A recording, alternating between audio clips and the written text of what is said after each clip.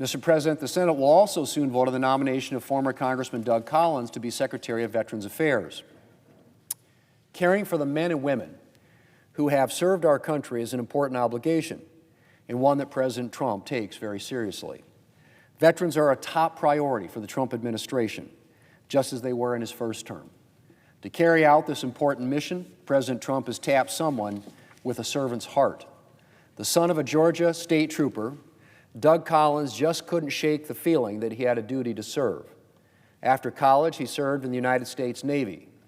Still feeling called to ministry, he went to seminary and began pastoring a church. But after the attacks of September the 11th, he knew his country needed him again. He joined the Air Force Reserve in 2002 and is still proudly serving our country as a colonel and chaplain. In 2005, Mr. Collins began law school, and within a few months of graduation, his unit was called up to go to Iraq. As a flight line chaplain at one of the largest U.S. bases in Iraq, Doug Collins met and prayed with troops who were on the front lines of Operation Iraqi Freedom. He spent time in the hospital visiting injured service members, praying with them and giving them companionship in their recovery. Turning to public service, Mr. Collins brought that same servant's heart to Atlanta and Washington, representing his native North Georgia.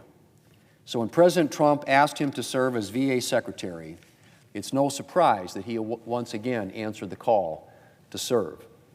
Mr. President, there was a moment in Mr. Collins' confirmation hearing that struck me. He said, and I quote, "The VA does not exist in and of itself. It exists for the veteran," end quote. Doug Collins has comforted wounded soldiers. He's taken calls from service members contemplating suicide.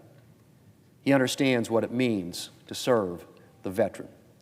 I look forward to confirming him in this role and working with him to uphold our nation's commitment to those who have served.